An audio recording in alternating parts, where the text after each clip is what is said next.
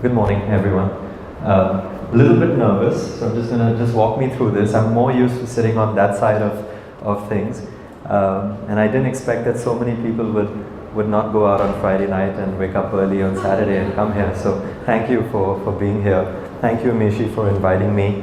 I didn't have so much of an idea about Creative Mornings, but since I've been doing my research over it, I think it's one of the coolest forums globally that there is, and I'd love to be a part of it. And the A Club, which I just took a walk through. I mean, what an amazing space. You guys must check it out, and I'm going to become a member after this. And this was not paid for. Okay, so the global theme, as I'm told, is commitment, and I've been chosen to speak about this. I think we're going to start off by saying that, I'm a Bombay boy, grew up over here, much like most of you, and really saw life pretty much the same way. And so I literally had to go back to the dictionary and understand what does commitment mean. And I realized that there are actually many things that I can talk about. And in the dictionary definition of commitment, which is the state of being dedicated to something, a cause or an activity.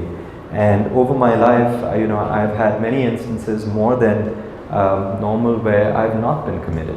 I've not felt the sense of being dedicated to any one thing. And it's actually with the very few things that you choose that we're committed to. And I think that's what defines us. And I'm going to speak a little bit about what my journey, what my experience has been. So a little bit about our company. We are India's first clean label beverage brand. Just to give you a little bit of a background of what we do for those who don't know it, we're not here to plug the company in any which way. What we really started off with was trying to see that, can I transform the way that people drink every day? And I saw that there was a big gap in the market. Wanted to see if people, could have convenience without compromise. Give you a little bit of a backstory on this. We live in a beautiful country which is full of fruits and vegetables. And, a lot of the farmers, the things that they grow, they don't reach us in the right conditions, and some of the best fruits and vegetables that grow in India are actually exported.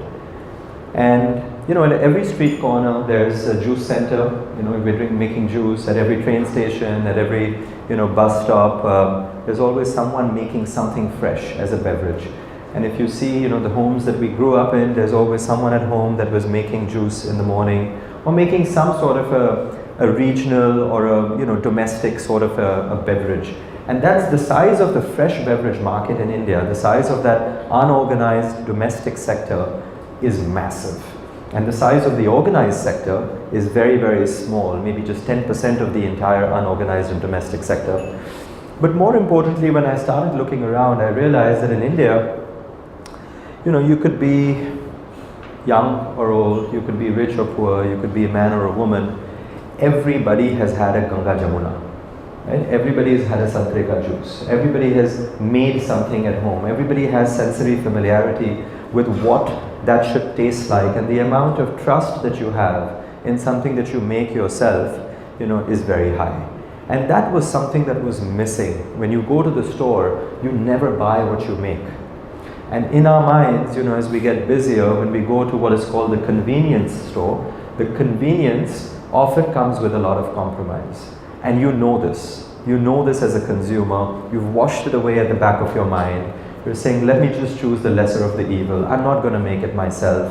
And somewhere you've conditioned yourself to believe that when it says low fat or low calories or high fiber, it's like, I know they may not be telling me the truth, but at least they're making an effort, and let me go buy it. And there comes in the convenience, without compromise. And can young companies really innovate and find a new way to give people what they want? So that's the second part. And the third one was actually organize the unorganized beverage market, which also goes back to a lot of the ways that we work with farmers, which I'm going to talk to you about. So we started in 2014. I will get into my journey a little bit. And today, other than cold pressed juices, we do soups, we do almond milk, we do dairy, we are launching alkaline water.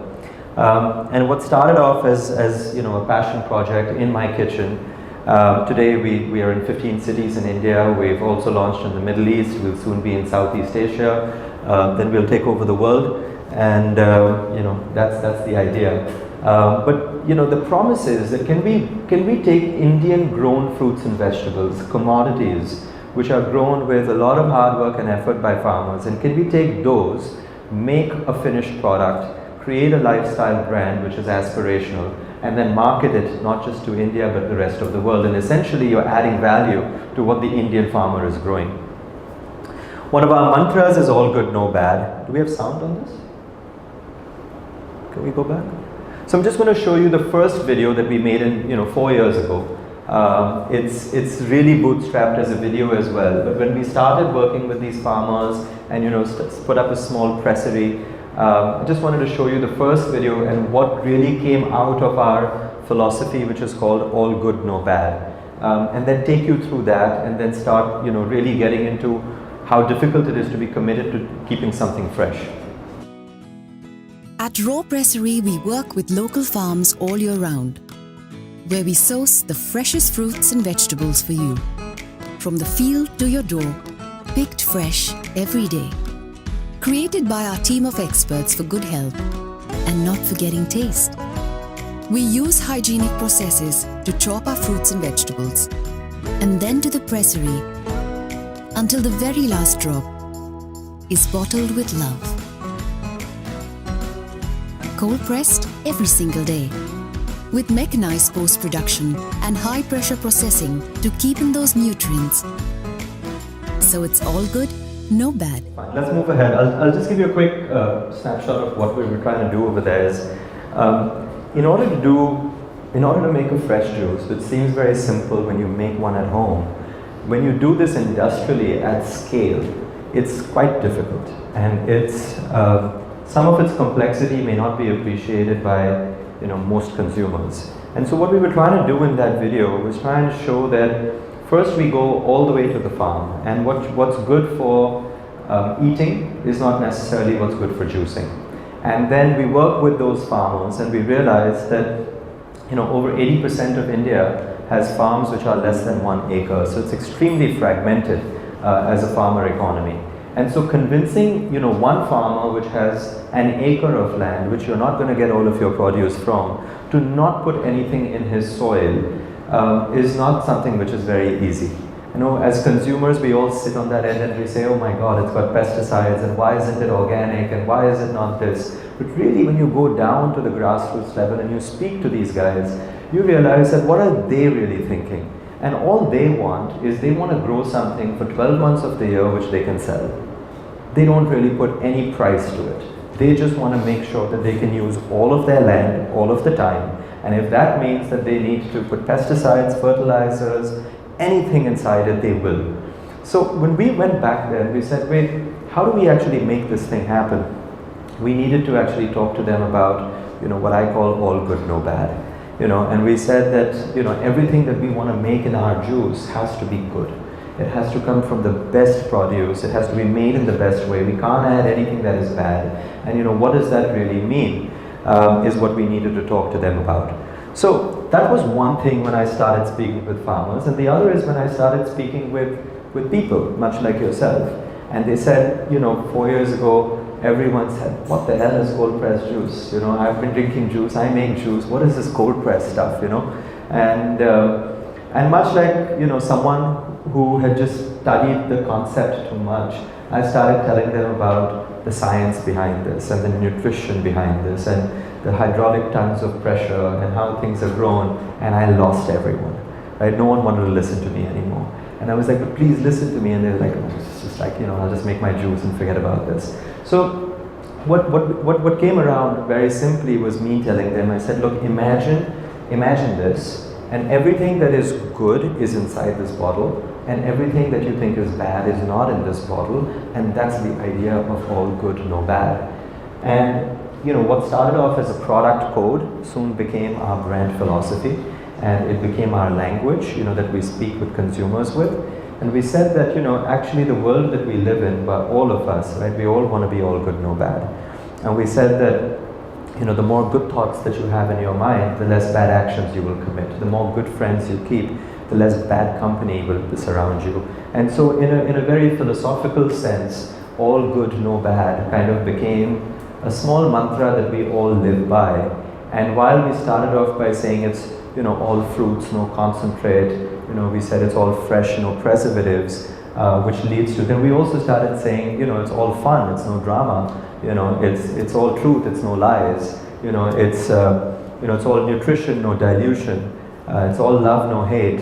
And we just started with this language of all and no, and it became a promise to our consumers, and that's what became all good, no bad. So, this is a brief of the background, and let me tell you today about commitment, the way I see it, and I'm going to talk about myself, my life, as well as my commitment to consumers, which is about keeping things all good, no bad.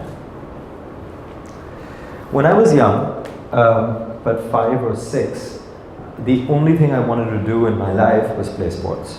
I wanted to be a professional tennis player. It was easily the most important thing to me. And it's the only thing that made me get up in the morning. And when I started and I told my parents I wanted to do this, and they said, okay, enroll you at MSLTA, go at 6:30 in the morning, do all of that. They said, will you really wake up? And I said, yes. And I went then, a few years later, got the chance to actually play a little more seriously.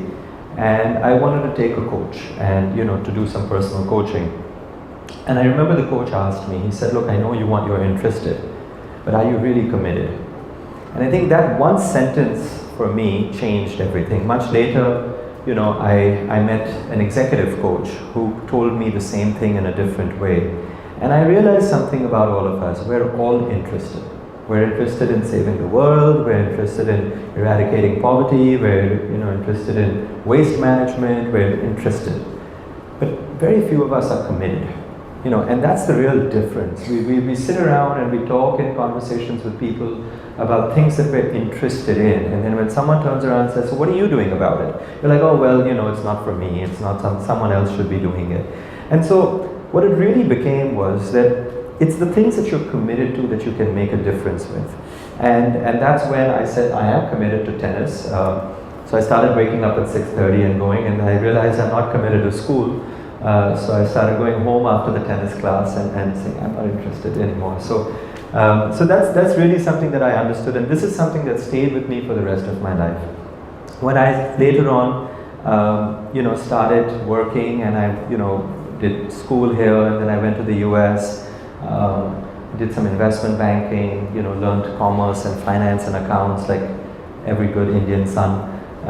And then played that entire thing. I wasn't committed to it. It wasn't something for me at all. And when I came back, my father had a business in diamond trading. I spent some time learning that. It couldn't be something that I wanted to spend the rest of my life doing. I didn't love it, and I wasn't enjoying it. And it's just something that you do. And even if you do well, it doesn't mean that you're passionate about it.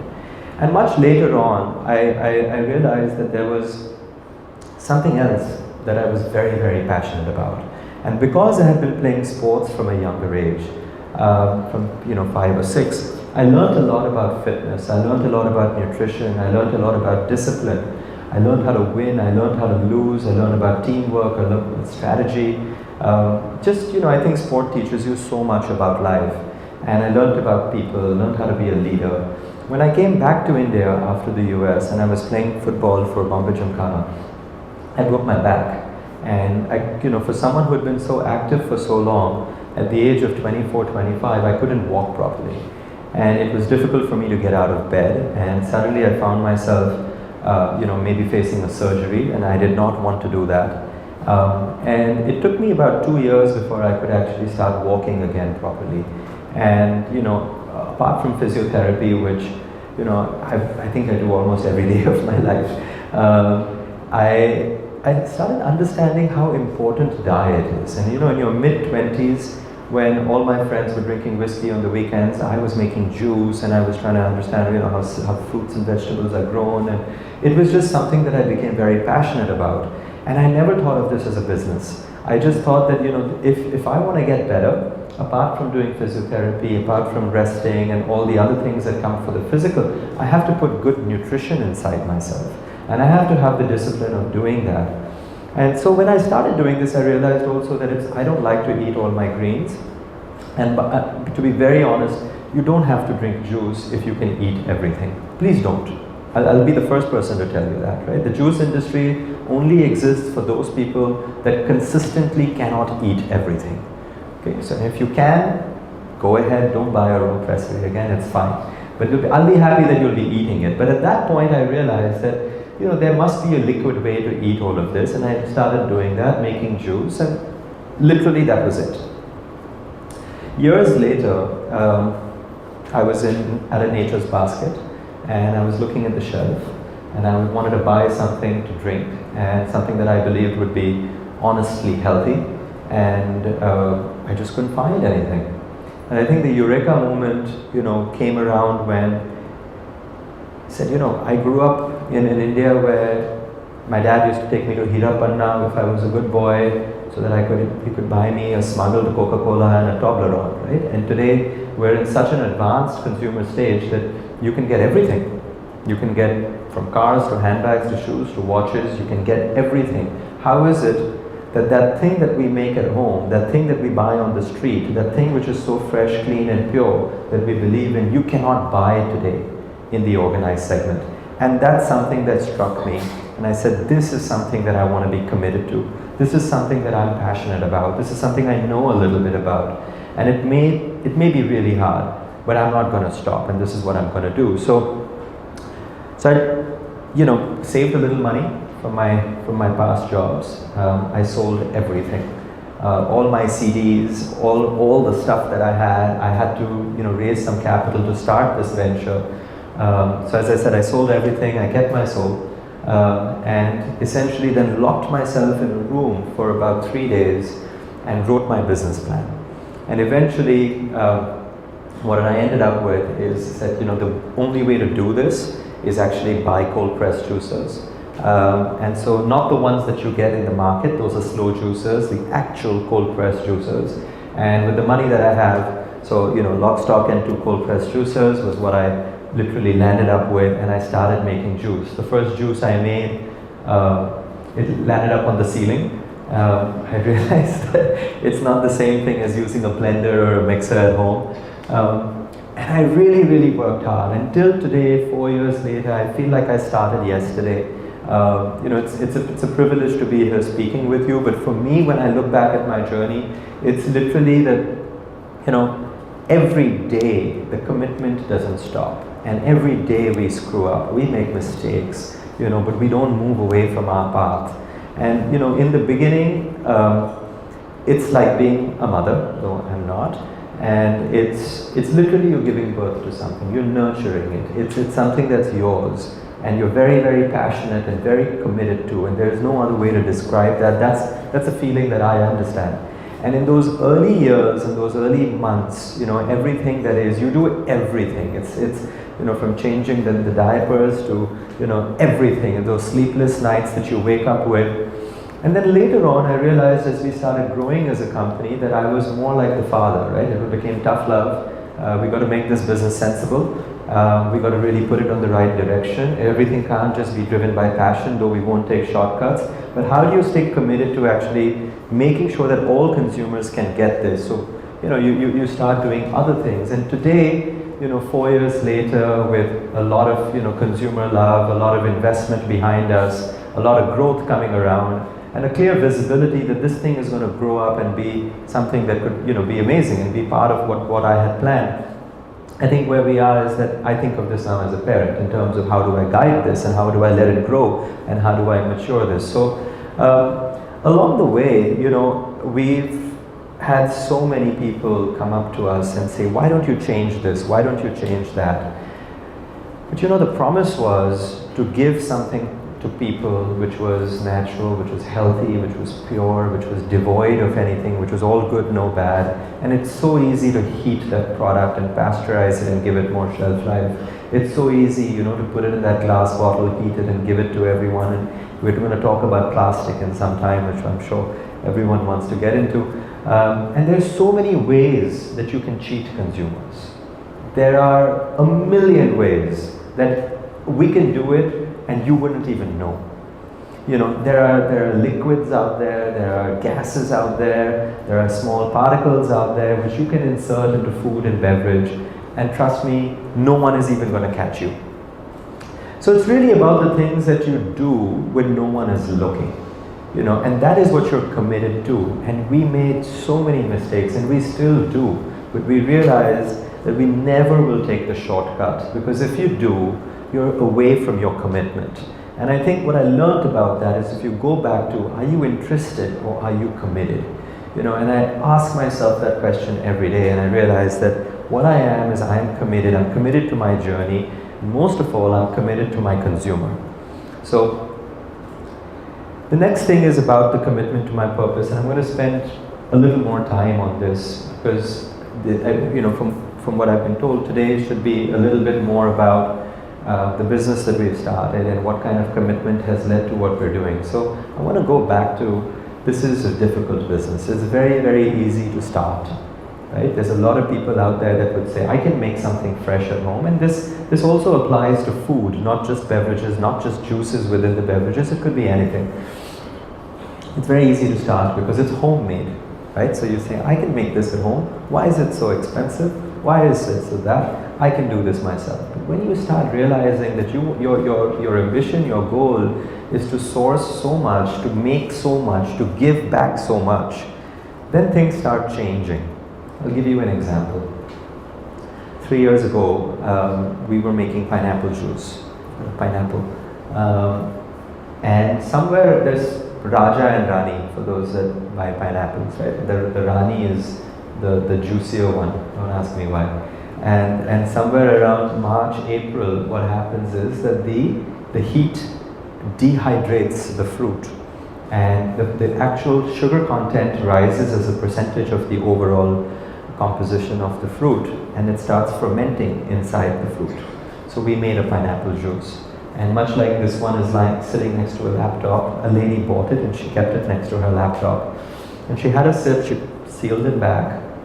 A few minutes later, like a champagne cork thing, it exploded and the cork hit the ceiling, and everything was on her laptop, and you can imagine her fury. And I remember speaking to her and saying, hey, and we realized that actually, how do you know what's going on? I just made a pineapple juice and I didn't put anything else inside it, and it's tough. And at that point we started realizing, okay, we got to go back to the soil, we got to go back to the farmer. What are they putting inside it? How are they harvesting it? How are they growing it? After it's farmed and harvested, there's no cold storages in India. So we started building cold storages. There's no cold chain. So how does it go from here to there? Okay, now we need to put this in a controlled atmosphere thing. Now we need to check its pH level. Then we need to get to its Brix. We need to check its salinity. We need to make sure that pineapples grow 12 months of the year and it keeps changing. How do we actually get some sort of IP behind this? And you can get all the equipment and technology in the world that you want, but it doesn't change the fact that it's going to change. The fruits are going to change. You cannot expect to get the same mango every month, right? So why would you expect the juice to be the same? And it started making me think that everything that is good for you will go bad, right? In food and beverage, and everything that's bad for you will always stay good, right? And that's the colors of your fruit will change, the taste will change, and there's just so many aspects to keeping something natural, that how did we accept that something that sits inside a cardboard box for 6 months is something that we can call juice, And that's when we started going back to sourcing and working with these farmers. And there's just so many dirty stories about what people do to the soil and how they grow it. And we started, one of the things in the video that you missed hearing was, we built relationships. If you want to make someone do something differently, you have to get them to be committed to it. So we started making sure that their children go to school. We started giving them financing options. We started giving them contracts for the entire year and paying them upfront, saying that believe in us, we're going to buy everything that you actually grow over here. But if you grow it this way, if you do it this way, if after you grow it, you package it this way, you transport it this way, and let's get this thing entirely rolling. And we never had the pineapple juice problem again. Pineapple is, the dirty story is that it's the most political fruit in India. Almost, every pineapple that is grown in India is sold. Every piece of land that grows a pineapple is always fertile. It is the most political fruit in the country because all of the land is owned by politicians. And so it is a cartel on its own. And like this, I can tell you stories from Jammu to Kerala to Assam to everywhere. And it's amazing what really, when you go back to state your commitment that I want to get the best quality of fruits without anything that's bad inside this thing, how far back you have to go. We convince the farmers to do this. This has been one of the reasons that our business has grown, because we stayed committed to that cause. Let me tell you a little bit of processing and unprocessing. All of us want things that are not processed, but we also want things which are safe, right? And then, heat and pressure and all of these things come in. A lot of science has gone behind what we did, but we didn't know about this. Again, I think, trying to plug in why this is about commitment is because when you're committed to something and you don't know, you don't stop. So we went all over the world to really understand that how can you actually use science to keep something unprocessed but still safe without any preservatives. And we understood the use of pressure. We understood how not to add preservatives, how not to add anything that is harmful. And I mean, it's to me, the greatest thing that there is so much technology out there today that can allow food and beverages to be fresh, that we can give our children, our families, our loved ones, things that you don't have to necessarily make, which can still be good for you if you use the right technology. And I think the difference between the young companies like ours and the much bigger companies is many people say it's the DNA, right? We just think differently. I would tell you that it's commitment. Because I know that the large beverage companies, they have all the money in the world, they have all the people in the world. Why don't they do this, right? And if they did, would you believe them?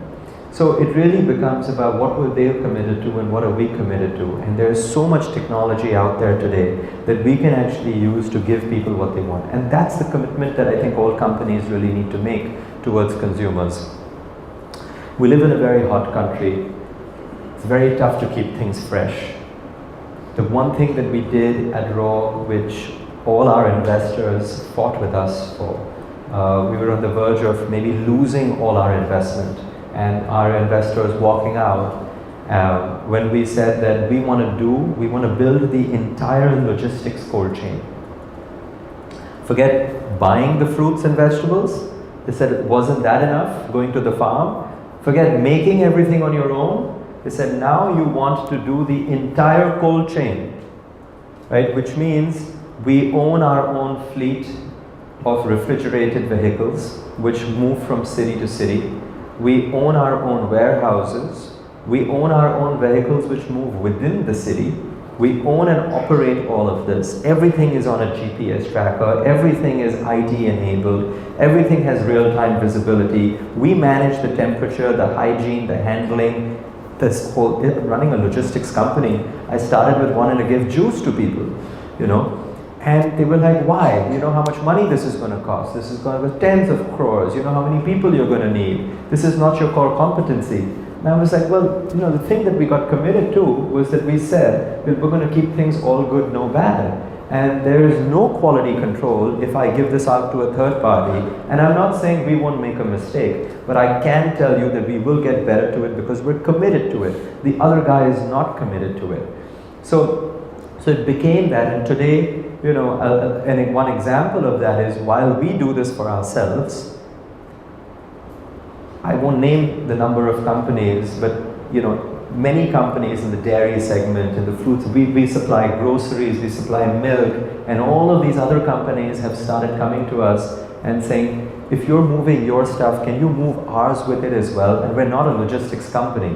Why? Because they said, well, if you're driving your child to school, right, I don't mind sending my child with it as well, because I know if your baby is in the car, you're going to drive safely and you're going to get there in time. But on the bus, I don't know if the bus driver's been drinking the night before, is in a bad mood, right? So we took the commitment, or that we're going to make sure that all the raw pressery bottles are going to move in our van, in our vehicle, with our drivers, and then build this entire thing out. And you have to prove that commitment, because otherwise investors, as some of you would know, are not easy on you. And they're going to say, wait, you took our money and what are you doing with it? Give me a return on this. But this was what the story was. And that's what we actually had to stay true to. And again, we're very young. We've only been doing this scaling for the last 2 years. We have a lot to learn. But these are the steps that we're taking towards our commitment. So in design, I'm guessing, Creative Mornings, a bunch of people are creative over here. When we started, we're the first transparent bottle, and we said, let's write all the ingredients in the front. And it was something new.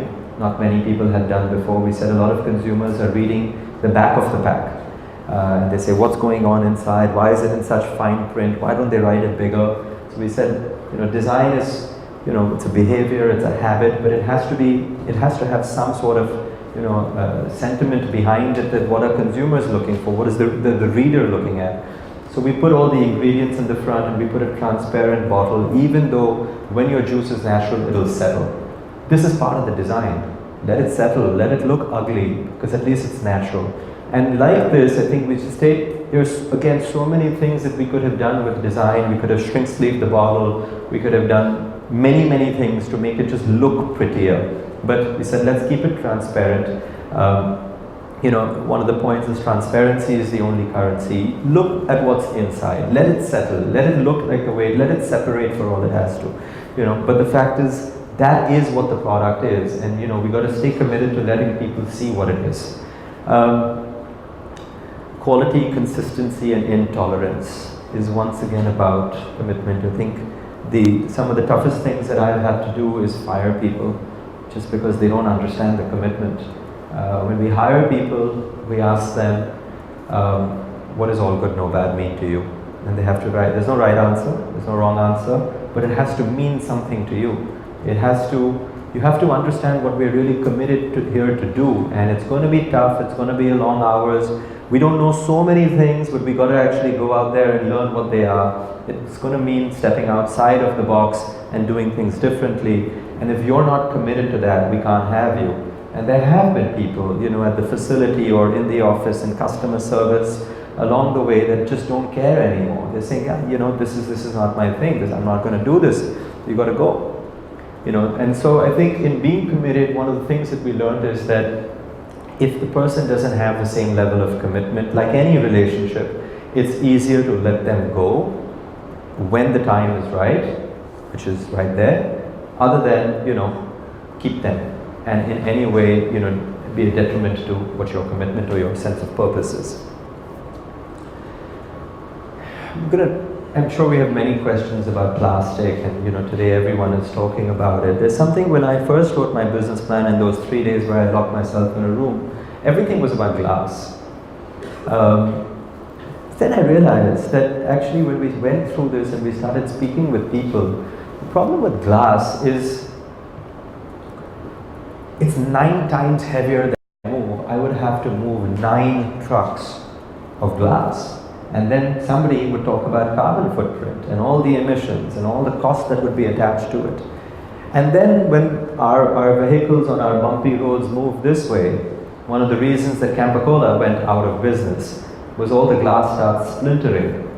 That wasn't the promise that we're making to the little kids that would be drinking small fragments of glass. And plastic is a necessary evil because we don't have a better solution for it. And I often say this, and I know I'll be the most hated person in the room if I tell you that plastic is one of the best solutions that man has invented. Because you don't have something better for it. So rather than complaining about plastic, we said, what can we do? The problem with plastic is single use and waste management. You'd be surprised to know that India is one of the leading countries in the world to recycle plastic. More than any other third world country, and as much as most first world countries, because we have such a large ecosystem of rag pickers and plastic collectors and scrap and plastic and all of this. And so when we did this, and we understand that at the end of the day, if waste is not managed well, there's going to be landfills, there's going to be oceans which are full of plastic, and that's not good. That's not what we stand for, right? That's not all good, no bad. So last year, in a small way, we started something called Raw Cycle, in which we collect all the plastic bottles back from your home if we delivered it to your home, from the stores, from scrap collectors, from everywhere. And we started working at the back end and taking this plastic and making t-shirts out of it, and then making school uniforms for underprivileged kids and giving it to them. these are t-shirts that if you want, we can sell. And so 7 bottles, we realized, make 1 t-shirt. And we did this as a very small thing. We didn't really advertise it much. We're also learning this. A year later, we're very confident of launching this program in which we can make blankets out of 11 bottles and give it to people who are cold. We can make t-shirts for underprivileged children. We can now make small, basic shoes out of the recycled plastic and give it to people who don't have shoes to wear. Now this would be much better than disposing the plastic off, into the oceans, into landfills. And maybe we need to work a little bit more that if the demand of this would increase, more people would send in their plastic for recycling and then making something out of it which could be useful to people. And so Rocycle is an important initiative. It's something that's close to what we really stand for as a commitment to nature, to the ecosystem around us. But we must do more, and we as a company must do more. And that's something that we're committed to once again, and we're going to do far more. But I would tell each one of you that look at plastic differently. It's not the plastic itself, it's what you're doing, right? It's you are the one that's wasting it, you're the one that's throwing it away. If we recycle that plastic, it could come, people are building roads out of plastic today. You can convert it to energy at a very cheap cost. Clothing, so many things that can be done. So there are significant amounts of uses that we can do with that. So that's another commitment that we're making, as a company, as an organization. And once again, we're going to have to spend a large amount of our time and bandwidth to do that. I wish I could just tell you I made juice, right? But there's so much more that goes behind this entire thing to create this. I think the last thing is I think commitment to my people. I've been very lucky to be surrounded by people who, like from my dad, who said, wait, you were selling diamonds and now you want to be buying fruits and vegetables, like what's going on, are you crazy? But we'll support you. From my mother, who when I moved back to her home, my parents' home, because I sold everything to start this business, and I said, I now need your kitchen, and she said, you've got to be joking, I can't give my kitchen away, but to make all the juice, that's something that I have to be grateful about. In building a young team, the first employee that Raw had, I remember she was a girl that we picked out from a classroom at SNDT, Women's University, which has a program in food science and nutrition. And I went to the principal and I said, tell me who's a good student and who will get this idea that we're talking about. We hired her.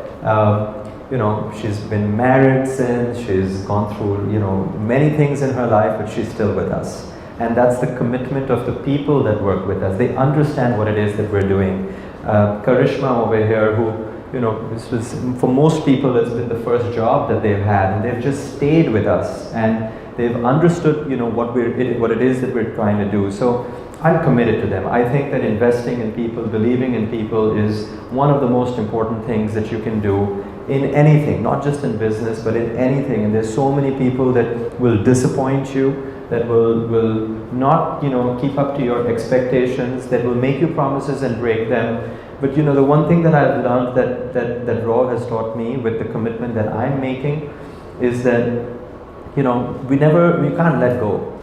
You have to keep believing in them, keep believing in them.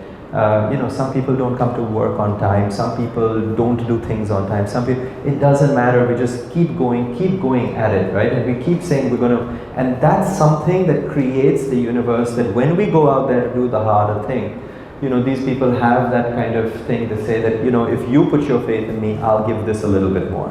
And that's been happening. Most people think that the investors, are people that are, just guys in suits, and they're just saying, I'm going to write you a check, and then, they're all those investment bankers and all of those. These money men have big hearts, because let me tell you that I had an idea which I'm happy to say I can be committed to for the rest of my life, but for somebody else to believe in my idea and then write that check and then allow me to actually do all of these things, which is make these products, for all my consumers, is something that someone else has to believe in me for, and that someone else has to stay committed in me for. And it's not always easy, right? Because we want to do things that they may not understand. but they have to actually invest in our commitment, and that's what we have to do. And today I think that through these commitments, what I can happily tell you is that we've built a group of people that we can call our friends, you know, a team and a family. We all eat together, we drink together, we fight together. It's something that I think just defines that the commitment that we've made in our business and the people around us, and to the, you know, to sustainability and to our cause, I think has something that has changed my life. And the one thing that I, you know, always say at the end to conclude is just don't wait till Monday.